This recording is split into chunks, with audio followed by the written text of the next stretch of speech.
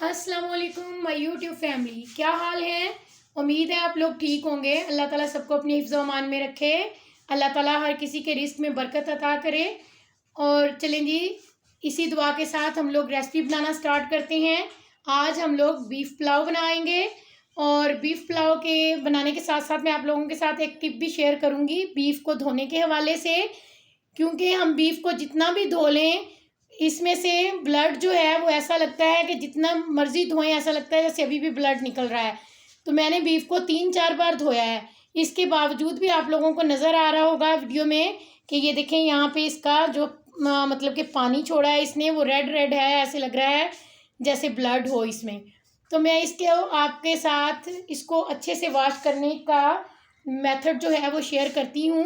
میں نے ایک برتن میں پانی گرم کیا ہے، اور وہ پانی میں اس بیف کے اندر ایڈ کر دوں گی۔ گرم پانی ہے وہ ہم اس کے اندر ایڈ کریں گے، اور آپ لوگ دیکھیں گے جیسے ہی ہم ایڈ کریں گے تو اس کے بعد وہ پانی جب نکالیں گے تو ہمارا بیف ایک دم صاف ستھرا ہو جائے گا۔ یہ دیکھیں ہم پانی ایڈ کرتے ہیں، یہ آپ کے سامنے ہی میں ایڈ کروں گی۔ یہ صرف گرم پانی ہے، میں نے اس کو پکایا نہیں ہے گرم پانی کے اندر، صرف اسی برتن میں ہم نے ڈالا ہے گرم پانی۔ اب ہم کسی سپون کی مدد سے اس کو ہلائیں گے، مطلب کہ مکس کر لیں گے اس کو، پانی کو اس کے اندر، یہ دیکھیں اچھے سے، اور فوراً ہی اس پانی کو نکال دیں گے کیونکہ ہم نے اس کو کوک نہیں کرنا ہے، اس میں صرف ہم نے گرم پانی کے ساتھ اسے واش کرنا ہے۔ جب ہم اسے گرم پانی کے ساتھ واش کریں گے تو ہمارا جو بلڈ ہے اس کے اندر بیف کے، وہ بالکل سارا جو ہے وہ نکل جائے گا اور دوبارہ نہیں نظر آئے گا ہمیں پانی۔ آپ لوگ دیکھ سکتے ہیں یہ بیف ہمارا کتنا اچھے سے صاف ہو چکا ہے، اور اس کا کلر بھی وائٹ وائٹ ہو چکا ہے، پہلے ریڈ ریڈ سا لگ رہا تھا اس کا کلر۔ جی، یہ ہمارے پاس کچھ مسالے ہیں جو ہم اس میں ایڈ کریں گے۔ یہ میرے پاس ہے 1 ٹیبل سپون ہے میرے پاس یہ زیرہ، اور 1 ٹیبل سپون ہے میرے پاس خشک دھنیا، 2 ٹیبل سپون سونف ہے۔ سونف یخنی پلاؤ میں لازمی جاتی ہے، اس کا ٹیسٹ اور فلیور بہت اچھا آتا ہے اس کی وجہ سے۔ اور یہ میرے پاس 1 ٹیبل سپون نمک ہے، اور یہ 2 پتے تیز پات کے ہیں، 3 بڑی الائچی ہیں، اور یہ 5-6 دانے جو ہیں وہ لونگ کے ہیں، اور اس کے علاوہ یہ تھوڑی سی دال چینی ہے، اور 3-4 جو ہے وہ سبز الائچی بھی اس میں ڈال دوں گی، وہ میں ادھر ایڈ کرنا بھول گئی ہوں، میں ڈال دیتی ہوں اس کے اندر بعد میں، تو وہ بھی آپ نے لازمی ڈال دیں گے، یہ اس کے اندر چلے جائیں گے۔ اس کے بعد یہ میرے پاس ہیں سبز مرچیں ہیں 5-6، اور ایک پیاز ہے درمیانے سائز کا، اس کو میں نے درمیان میں سے صرف کاٹ لیا ہے، مطلب کہ باریک نہیں کرنے کی ضرورت، ہم نے ایسے ہی ڈال دینا ہے۔ اور یہ کچھ جو لہسن کے ہیں یہ بھی ہم اس میں ڈال دیں گے۔ اور جس برتن کے ساتھ آپ نے چاول ناپنے ہیں اسی برتن کے ساتھ ہم پانی ڈالتے ہیں۔ اس برتن کے ساتھ ہم چاول ناپیں گے۔ یہ میرے پاس مگ ہے، یہ مگ جو ہے اس میں 750 گرام چاول آتے ہیں۔ آپ زیادہ چاول بھی بنا سکتے ہیں اتنے گوشت کے ساتھ، میرے پاس یہ 1 kg گوشت ہے، اور آپ لوگوں کی مرضی ہے، آپ لوگ چاول اپنی مرضی سے کم زیادہ کر سکتے ہیں۔ یہ میں 3 پاؤچ چاول بنا رہی ہوں، تو میں یہ 2 مگ بڑے جو ہیں وہ پانی کے ڈال دوں گی اس میں۔ پانی ڈالنے کے بعد پریشر کو میں نے کر دیا ہے بند، اور اس کے نیچے ہم چولہا آن کر دیں گے، اور اس کے اوپر سیٹی لگا دیں گے۔ اور میں نے پانی ناپ کے اس وجہ سے ڈالا ہے تاکہ کہیں ہم لوگوں سے پانی زیادہ نہ ڈالا جائے، اگر زیادہ پانی ہو گیا تو پھر مسئلہ ہوگا، ہمیں سنبھالنا پڑے گا یا ویسٹ کرنا پڑے گا، اس لیے میں نے چاول والے برتن کے ساتھ ناپ کر پانی ڈالا ہے تاکہ ہماری یخنی کم اگر تھوڑی سی ہو بھی جائے گی تو ہم اس میں اور پانی ایڈ کر لیں گے، لیکن زیادہ نہ ہو، اس وجہ سے پانی ناپ کے ڈالا ہے میں نے۔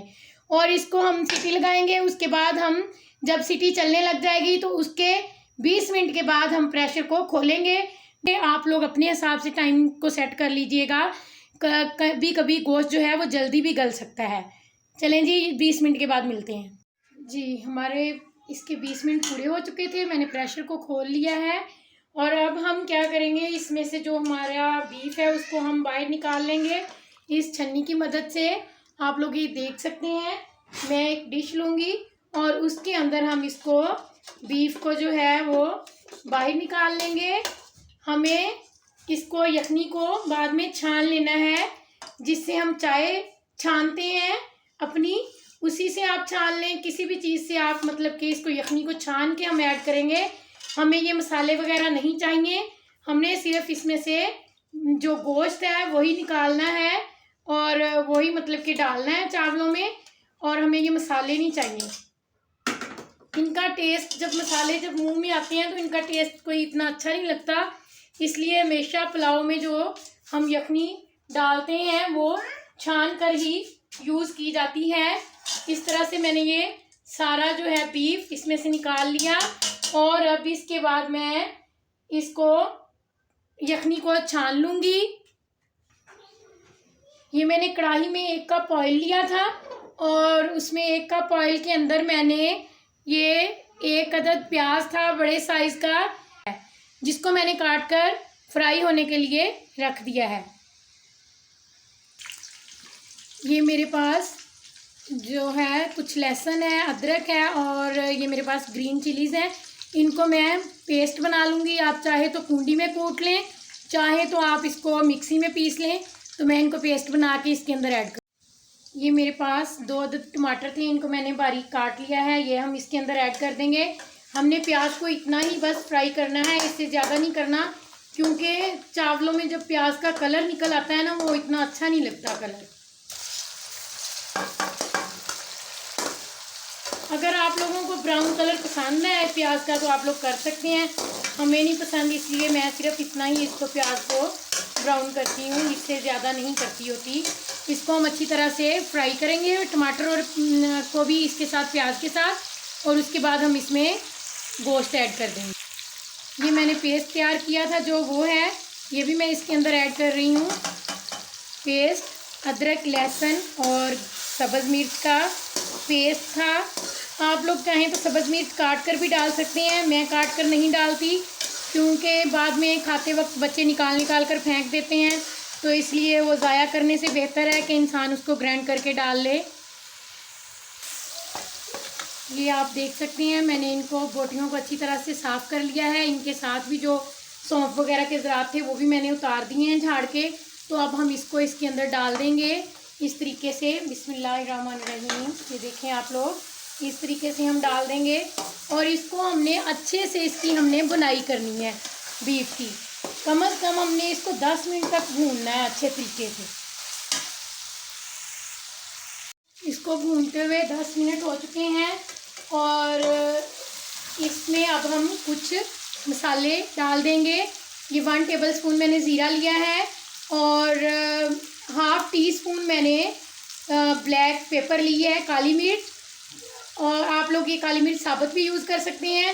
یہ تھوڑی سی میں نے دار چینی لی ہے، اور 1 ٹی اسپون سرخ مرچ ہے، اور ½ ٹی اسپون جو ہے ہلدی ہے۔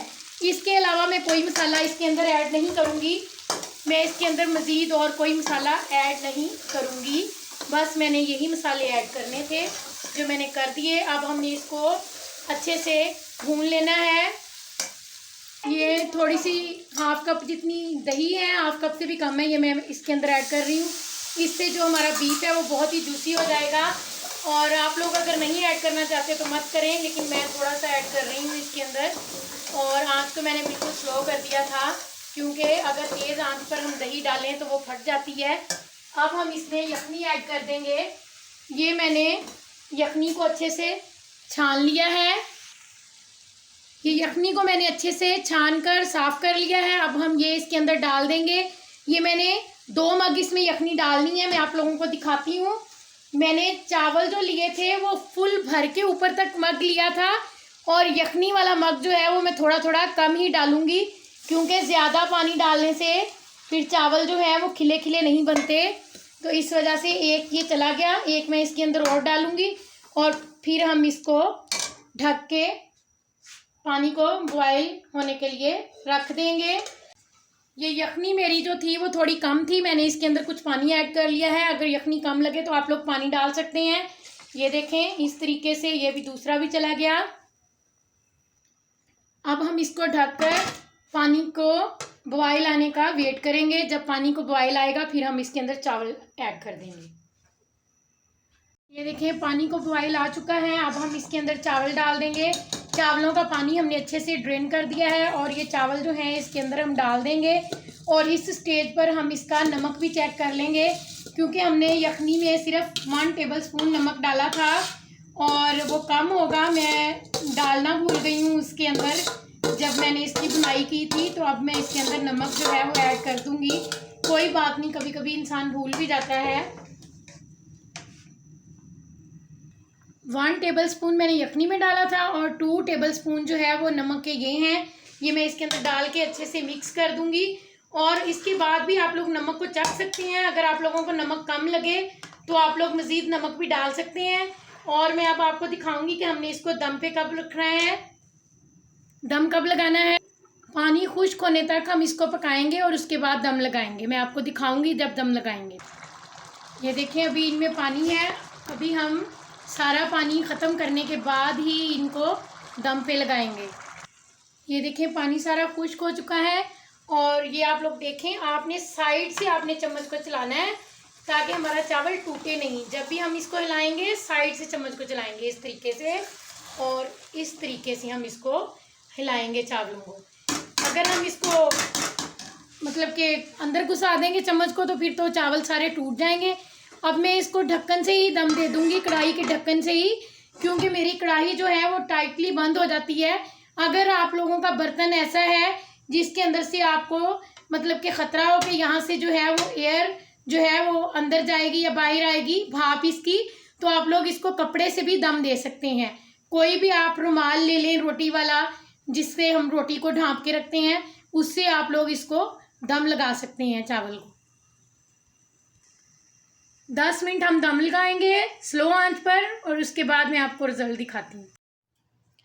ماشاءاللہ یہ آپ لوگ دیکھ سکتے ہیں کہ ہمارے چاول کتنے کھلے کھلے سے بنے ہیں.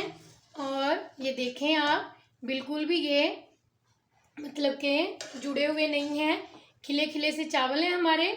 اور میں آپ کو ڈش آؤٹ کر کے دکھاتی ہوں. اور اسی دوران اگر آپ میرے چینل پر نیو ہیں تو پلیز میرے چینل کو سبسکرائب کریں، میری ویڈیو کو لائک کریں، شیئر کریں، کمنٹ کریں. اور یہ دیکھ سکتے ہیں آپ لوگ، میں آپ کو اس کا بیف بھی آپ لوگوں کو دکھاؤں گی کہ کتنے اچھے سے ٹینڈر ہوا ہے.